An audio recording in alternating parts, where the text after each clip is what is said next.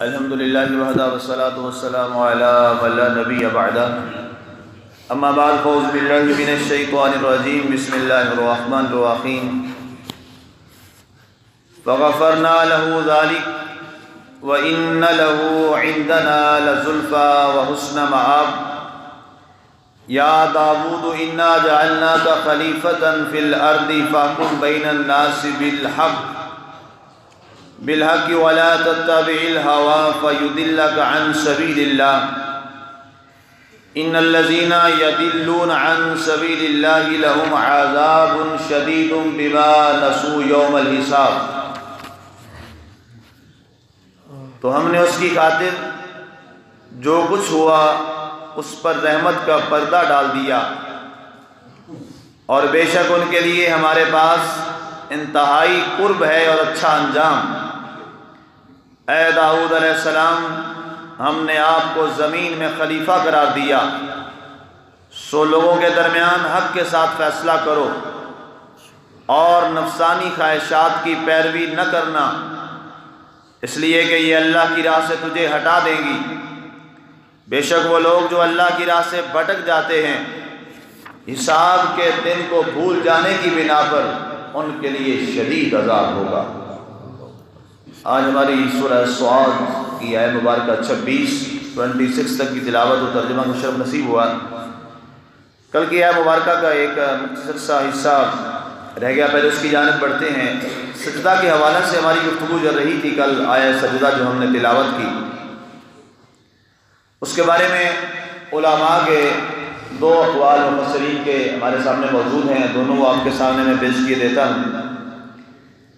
ایک تو یہ ہے کہ امام شافعی رحمۃ اللہ علیہ تعالیٰ آپ فرماتے ہیں کہ یہاں پہ یہ سجدہ اس لیے ہم پہ واجب نہیں ہے کہ حضرت داؤد علیہ السلام نے یہ شکر کے طور پہ آپ اللہ کے حضور آپ نے اپنی پیشانی رکھ دی، اور ایک آپ نے روایت یہ فرمائی کہ آپ نے اللہ کے حضور رکوع فرمایا، اور یہ آپ کا جو رکوع تھا یہ شکر کی بنیاد پہ تھا، تو لہذا یہ سجدہ واجب نہیں ہے۔ اور آپ نے دلائل دیے کہ ایک دفعہ حضرت سیدنا محمد رسول اللہ صلی اللہ علیہ وآلہ وسلم خطبہ ارشاد فرما رہے تھے، تو آپ نے دوران خطبہ سورہ صاد کی یہ آیت مبارکہ تلاوت فرمائی۔ یہ آیت مبارکہ جو سجدہ والی ہے، آیت مبارکہ 24، تو آپ نے خطبہ کے دوران آپ نے سجدہ نہ فرمایا اور آپ خطبہ ارشاد فرماتے رہے۔ تو اس کا جواب امام اعظم ابو حنیفہ رضی اللہ تعالیٰ عنہ ارشاد فرماتے ہیں کہ یہ دوسرا واقعہ ہے، اس سے پہلے ایک دفعہ آپ ممبر پہ تشریف فرما ہوئے اور آپ نے یہی سورہ صاد کی آیت مبارکہ 24 کی تلاوت فرمائی، اور آپ نے خطبہ چھوڑا، اور خطبہ چھوڑنے کے بعد آپ تشریف نیچے لے آئے ممبر سے اور آپ نے سجدہ فرمایا، اور آپ کے ساتھ سارے صحابہ کرام بھی اللہ کے حضور سجدے میں گر پڑے۔ تو آپ فرماتے ہیں کہ اس کے بعد آپ کا یہ تلاوت کرنا اور آپ کا سجدہ نہ کرنا، یہ بھی ہمارے لیے آپ کی ایک رحمت تھی، اور رحمت یہ تھی کہ جب آیت سجدہ تلاوت کی جائے، یہ ضروری نہیں ہے کہ اسی وقت سجدہ کیا جائے، بلکہ حضور نے فرمایا تم اس کے بعد بھی سجدہ ادا کر سکتے ہو، آج میں تمہیں یہ بھی آزادی عطا فرما رہا ہوں۔ تو یہ ہمارے لیے ایک آسانی ہے۔ جیسے کل ہم دوران درس بیٹھے تھے، آیت میں نے تلاوت کی، یقیناً ایک مشکل کام تھا، میں بھی اٹھتا، درس چھوڑتا، پھر سجدے میں جاتا، آپ بھی کرتے، تو یہ ایک مشکل تھوڑا سا ہے، لیکن اللہ کے رسول ہمارے لیے دین میں آسانیاں پیدا فرماتے ہیں۔ تو حضرت امام پاک فرماتے ہیں کہ آپ کا یہ اس وقت سجدہ نہ کرنا، یہ امت کو ایک آپ نے رعایت دی، فرمایا اگر تم اس وقت سجدہ تلاوت نہ بھی کرنا چاہو تو بعد میں سجدہ تم ادا کر لو، اللہ تعالیٰ تمہارا وہ سجدہ بھی قبول فرما لے۔ اس بنیاد پہ سرکار نے دوسرے خطبہ کے اندر یہ سجدہ آپ نے ادا نہ فرمایا۔ اور ایک کل روایت جو میں نے عرض کی کہ آپ نے اس صحابی کو فرمایا کہ جب تو نے خواب میں یہ دیکھا ہے کہ سورۃ صاد کی اس آیت پر جب تو پہنچا ہے تو نے تیرے قلم جو ہیں وہ سجدے میں گر گئے ہیں، تو فرمایا قلم سے زیادہ ہمارے اوپر حق ہے کہ جب رب کے کلام میں سجدے کی بات آئے تو ہم سارے لوگ اللہ کے حضور سجدے میں گر جائیں۔ اور باقاعدہ آپ نے پھر یہ سورت تلاوت کروائی اور آپ نے سجدہ کیا۔ اس کے بعد ایک بڑی اہم جو گفتگو اس حوالے سے ہے وہ یہ ہے کہ اگر کسی نے یہ آیت مبارکہ تلاوت کی اور وہ فوراً رکوع میں چلا گیا اور دوران رکوع اس نے نیت سجدے کی بھی کر لی، تو بعض ہمارے علماء فرماتے ہیں کہ رکوع کے اندر بھی اس کا سجدہ ادا ہو جائے گا، لیکن افضل یہ ہے، بہتر یہ ہے جو ہمارے اساتذہ میں بتاتے ہیں، ہمارے علماء کرتے ہیں، صوفیاء کرتے ہیں، افضل یہ ہے کہ سجدہ کا اصول یہی ہے کہ اپنا سر زمین پہ رکھی جائے اور 3 مرتبہ کم از کم یا 1 مرتبہ پڑھا جائے سبحان ربی الاعلیٰ، سبحان ربی الاعلیٰ، سبحان ربی الاعلیٰ، تو یہ اس سنت کے مطابق سجدہ ادا ہوگا جو آپ کے میرے نبی نے ادا کروایا تھا۔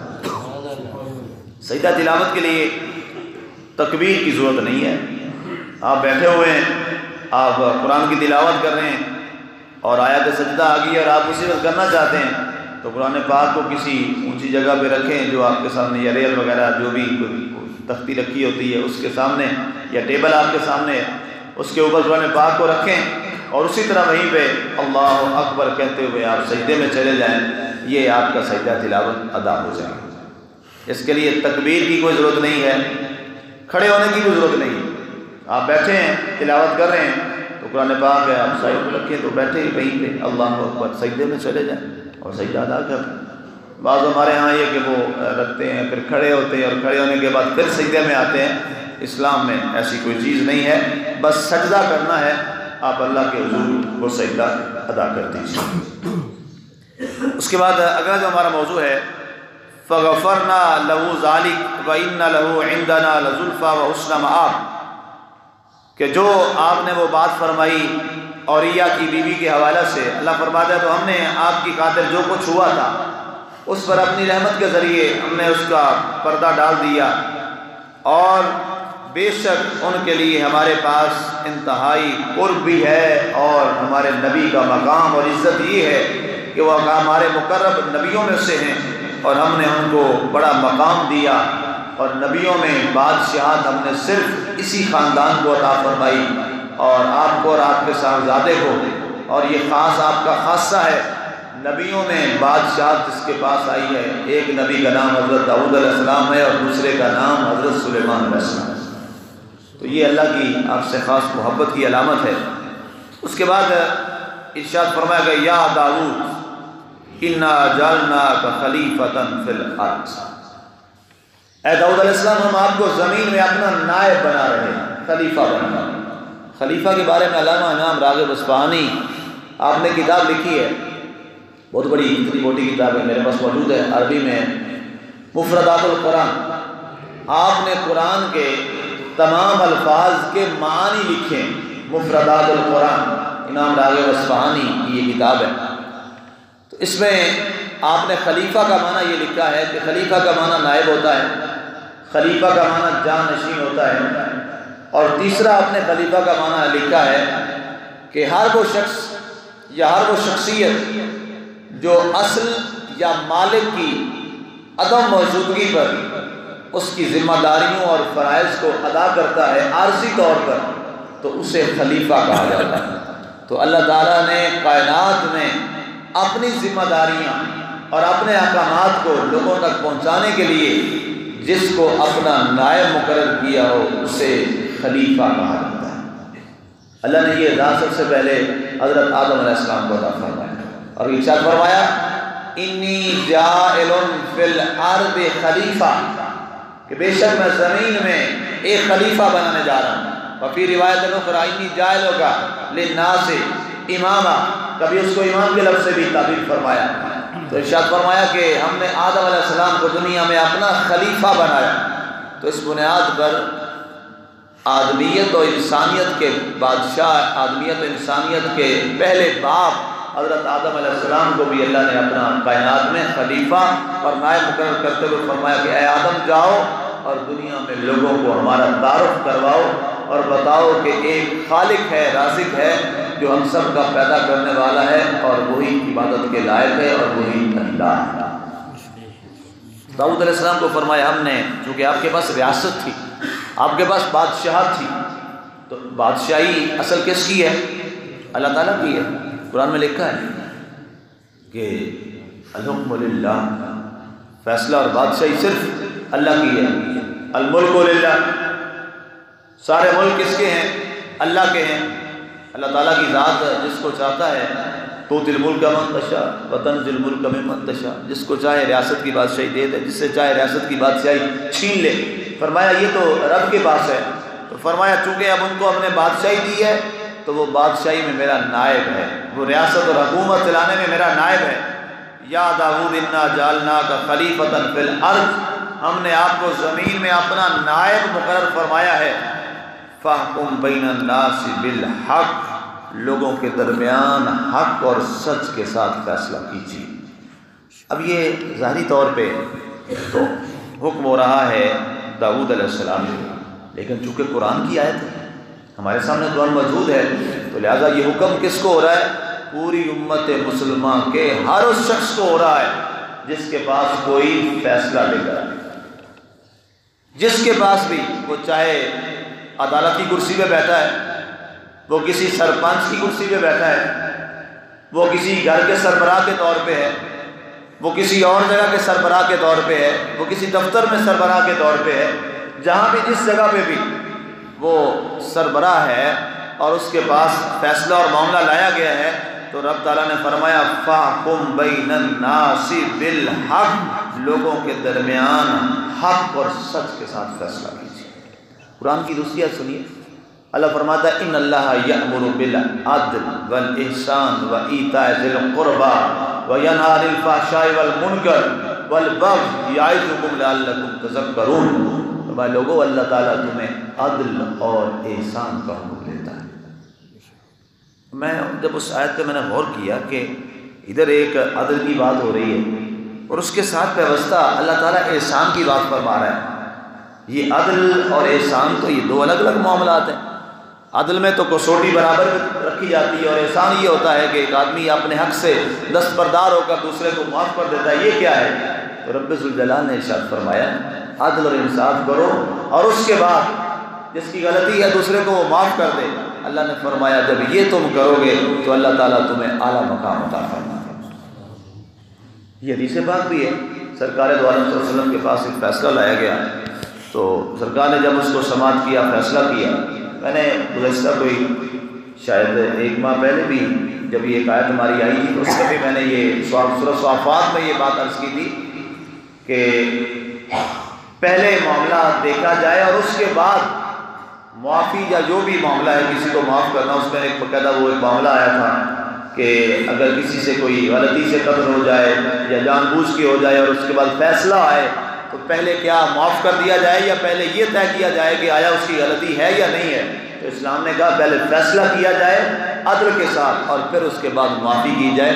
یہ ہمارے اسلام کا اصول ہے، یہ ہمارے اسلام کا نظریہ ہے۔ تو فرمایا حق کے ساتھ، اور آگے فرمایا وَلَا تَتَّبِعِ الْهَوَىٰ، اے پیارے داؤد علیہ السلام اپنی خواہش کی پیروی مت کرنا۔ یہ حکم ہمیں بھی ہے کہ اپنی خواہشات کی پیروی مت کرنا، جب تمہیں ترازو دیا جائے تو اسے برابر رکھنا، اور اس کے بعد جو احسان ہے اس کا درس دینا تاکہ تمہارے معاملات اچھے اور درست ہو جائیں۔ فَيَدِلُّكَ يَدِلَّكَ عَنْ سَبِيلِ اللَّهِ، اگر ایسا کیا گیا تو تم اللہ کی راہ سے دور ہو جاؤ گے۔ إِنَّ الَّذِينَ يَدِلُّونَ عَنْ سَبِيلِ اللَّهِ لَهُمْ عَذَابٌ شَدِيدٌ، فرمایا وہ لوگ جو رب کی راہ سے دور اور بھٹک جاتے ہیں اللہ نے ان کے لیے سخت عذاب تیار کر رکھا۔ یہ بات بڑی قابل توجہ ہے مسلمانوں، یہ بات بہت غور طلب ہے، اور آج ہمارے معاشرے میں اور آج ہمارے معاشرتی رویوں میں اس بات کو سمجھنا بہت ضروری ہے، بہت ضروری ہے۔ یہ یاد رکھیے گا، اللہ تعالیٰ کے نبی صلی اللہ علیہ وآلہ وسلم اور حضرت علی رضی اللہ عنہ کا ایک واقعہ بڑا خوبصورت اور اس سے بڑا سبق ملتا ہے۔ آپ ایک معاملے میں آپ کو بلایا گیا عدالت میں قاضی کے سامنے، اللہ اکبر، حالانکہ آپ خلیفہ ہیں، خلیفہ وقت ہیں، اور کہاں کھڑے ہیں؟ قاضی کی عدالت میں، جج کی عدالت میں۔ تو جج نے کہا کہ جناب، قاضی صاحب نے کہا کہ آپ اپنا گواہ لائیے۔ آپ نے فرمایا میرا بیٹا حسن میرا گواہ ہے۔ تو قاضی نے کہا کہ آپ بیٹا باپ کے لیے گواہ بن سکتا ہے؟ شریعت میں نہیں ہے نا۔ آپ نے فرمایا کیا بیٹا باپ کا گواہ بن سکتا ہے؟ یہ تو تمہارا بیٹا ہے، اس کی گواہی میں کیسے مان لوں؟ آپ نے فرمایا ٹھیک ہے، پھر تم جو فیصلہ کرو گے مجھے بھی منظور ہے۔ یہ ہے عدل کی کسوٹی۔ اس کے بعد خلیفہ نے کہا، قاضی نے کہا کہ میں جانتا ہوں اے علی مرتضیٰ تم سچے ہو اور تم نے ٹھیک کہا ہے، میں صرف یہ دیکھنا چاہتا تھا، دنیا دیکھ لے کہ جو وقت کا خلیفہ ہے جب اس بھی عدالت کے بارے میں آتا ہے تو وہ کہتا ہے کہ جو عدالت فیصلہ کرے گی حق کے ساتھ میں اس کے لیے اس کو قبول کروں۔ یہ ہوتی ہے انسانیت، یہ ہے کردار، یہ ہے عدالت، اور یہ ہے ایک ایکوالٹی اور مساوات جس کا درس ہمیں اسلام نے عطا فرمایا ہے۔ اسلام جس کا ہمیں درس دیتا ہے۔ مسلمانوں، آج کائنات میں ہم لوگ، ہماری یہ بدقسمتی ہے کہ ہم جناب دوڑتے پھرتے ہیں غیروں کی طرف، دوسروں کی طرف، اور ان کی طرف ہم ان کو کاپی کرنے کی کوشش کرتے ہیں۔ کاش ہم نے اسلام پڑھا ہوتا، کاش ہم نے اسلام دیکھا ہوتا۔ میری پرسوں ایک شخص سے ملاقات ہوئی، بہت بڑے اسکالر ہیں، کئی لوگوں کو انہوں نے ڈاکٹریٹ کروائی۔ وہ قرآن کے ترجمہ کرنے کو تسلیم نہیں کرتے، وہ کہتے ہیں قرآن کا ترجمہ کرنا یہ غلط ہے۔ بہت بڑا آدمی ہے، بہت بڑا آدمی ہے، لاکھوں اس کے شاگردوں میں ہیں۔ تو میں نے کہا ڈاکٹر صاحب وجہ کیا ہے، آپ اس کو کیوں نہیں تسلیم کرتے؟ کہتے بھائی عربی زبان سیکھو، تم اپنے بچے کو، ہم کیا انگریزی ہیں؟ میں نے کہا نہیں۔ کہتے جب ہمارا بچہ MBBS کرتا ہے تو فر انگریزی بولتا ہے، لکھتا انگریزی ہے، پڑھتا انگریزی ہے، وہ سکھا لیتے ہو اپنی اولاد کو، تو عربی کیوں نہیں سکھاتے اپنی اولاد کو؟ میں نے کہا بات تو آپ کی درست ہے۔ آج ہمیں یہ اس بات کی بڑی اشد ضرورت ہے کہ ہم اپنے دین کو سیکھیں، ہم اپنے اسلام کو سیکھیں، اور اپنے اسلام کے لیے ہم وقت نکالیں۔ جب یہ کریں گے تو انشاءاللہ اللہ